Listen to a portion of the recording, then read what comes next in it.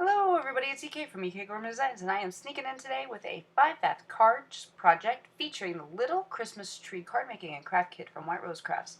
Today I'm creating 5-bath cards you could make simply with this fun collection of holiday crafting supplies. It's kind of a perfect kit for anybody who likes card making or scrapbooking or even journaling. If you missed the unboxing to this, I'll go ahead and put a link up in the corner so you can catch up with all the goodies that are inside. My first card, I'm doing some paper piecing, and I've taken 2 of the printed pieces of paper and some of the metallic cardstock and created framing boxes, basically, just to create a nice little arrangement of paper. Nope, that word didn't work. Of paper pieced so that it's kind of a nice geometrical shaped card.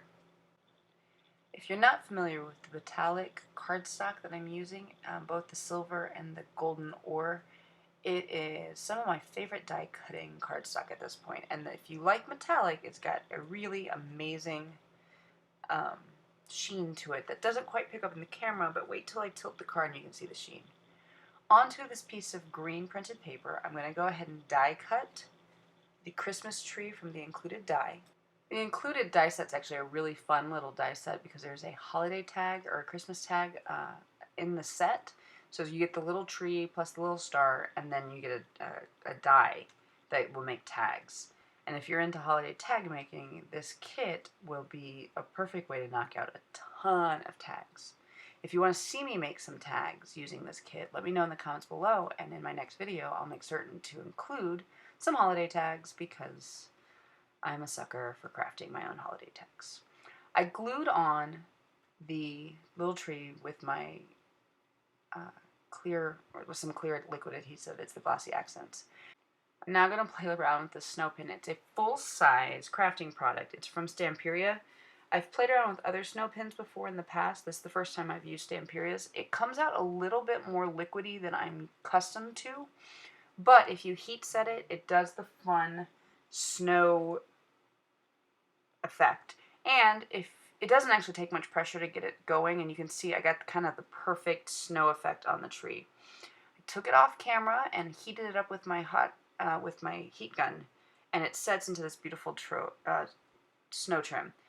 For a sentiment, I pulled one out from the planning stickers, and I love that my favorite time of year. It kind of goes perfectly with the card, and it fits with the geometric pattern. And just to finish the card, I added some of the itty bitty teeny tiny crystals that are included in the kit. I have absolutely horrible spacing right now. I'm kind of embarrassed and ashamed of the spacing, but I do love the card. It's kind of, I like the sharp, crisp edges of it. It makes it a fun one. For card 2, I'm pulling out a collection of colored papers and some more of the petallic silver, and I'm laying down the, oh, yeah, there was this moment where I was like, you know, I need more color. Color's good. Yay, red paper. Let's go. Ha, yeah, bed. So I laid some of the red down. It trimmed it up so it fit the card frame perfectly. And then using that same Rustic Wilderness Distress Oxide, I distressed the edges so basically so it had a nice rustic feel. I did the same with the cardstock and then adhered it to the frame of it. For the other 3 shades, they all are the same print, they're just in the 3 different colors. I pulled out the stamp set and stamped in that same green ink the tree pieces. And I did it so it would be stacking in a pattern like we were in kindergarten. But no, I think I was trying to kind of be whimsical with it. I discovered after the fact that there's a base stamp that I totally didn't notice. So there is no base to this tree, and I kept thinking while I was creating it that there should be a base to the tree, but proof that I'm not perfect and I make all kinds of mistakes. I fussy cut out the pieces, and then using that same Glossy Accents, glued down the tree, letting it be tilted and crooked. I realized after the fact that I stamped all the images kind of in the same zone of the paper, so they all say New Year's on it, because I wasn't paying attention. But I love how wacky the tree comes out. It's like one of those crooked cakes where everything's wrong on the cake. I don't know. I like it. I pulled out the red ribbon, one of the included little red bows, and I glued it down. and I pulled out these stickers. I love these stickers. These are so much fun. I'm not a sticker person. I don't use them much, so whenever I get one in a kit, I don't really know what to do with it, but there's a whimsicalness to these stickers that it's fun. I do wish I'd gone in with my snow pin and put snow all over the seam, but shoulda, coulda, woulda. There's a lot of times when I'm editing things and I'm like, oh man, this would have been awesome right here, but alas, I didn't think of it in the moment. I thought of it after the fact, and going in and adding it after the fact just isn't authentically real. So Let It Snow happened without any snow, but I love that tree, and I think that stamp set is super fun. Card 3, I'm pulling out some more of the printed papers and some more of the metallic cardstock, but I'm also pulling out the fiber paper.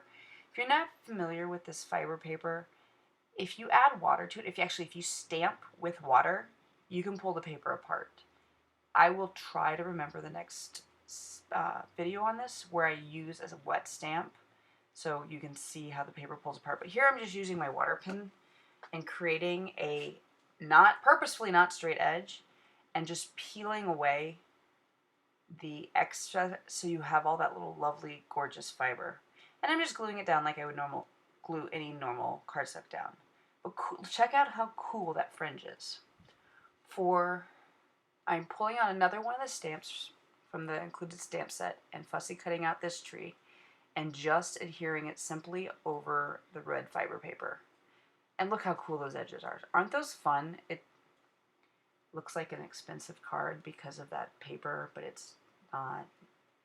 I included a sentiment from the stamp set and then pulled out my colored pencils just to add a bit of shading and color to the tree so it just wasn't this giant pop of red. So the base became, just not just giant green. The base became red, the trunk became brown, and I shaded with a darker green just so the tree had some interesting value to it. I pulled out the stamp set. This is a color-in stamp set, and I'm totally not using any of the numbers until I can make my own advent calendar with it because I think these are really cool. I'll go ahead and tell you, colored pencil works on these amazingly. Super cool effect, and this is all you're going to get to see me do of it today because I am totally using those numbers for an advent calendar because they're very cool. I've never seen a color in your own stickers, and I don't know. I like how they're all very, very different, so they'll be used in a different way. I did add a couple little rhinestones around it and called this card Done. It's simple, it's fun, but that paper and the way it's torn, I think, gives it a real fun affair. I'm pulling out for the 4th card the Decoupage set.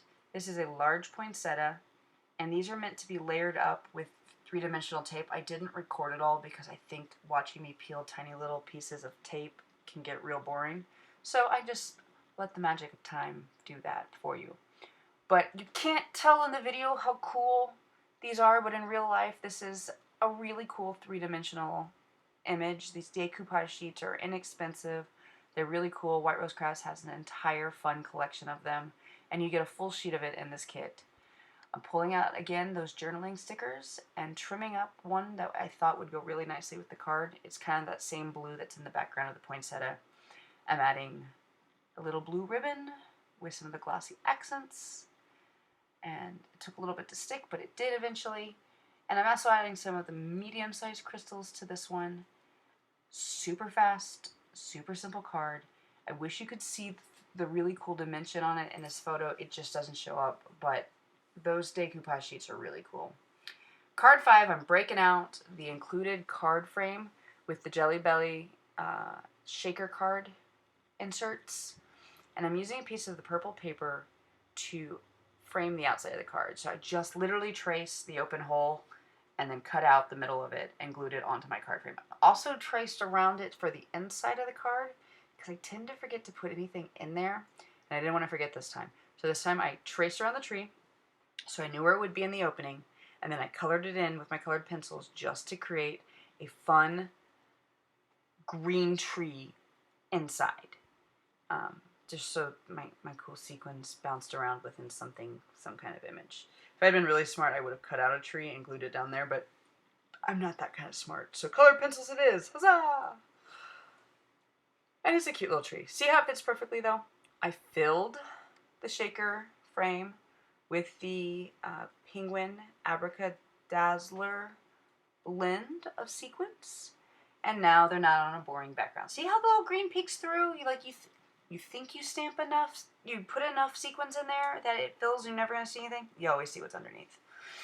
Made a huge mistake, awful, terrible, didn't account for the shaker, and magically somehow managed to get that stamped correctly. Huzzah me, yay, perfect, not at all. Making all kind of mistakes, and you're watching me recover them in real time. To add some coolness to the card, I added some of these paper poinsettias and then a bunch of the big red gemstones.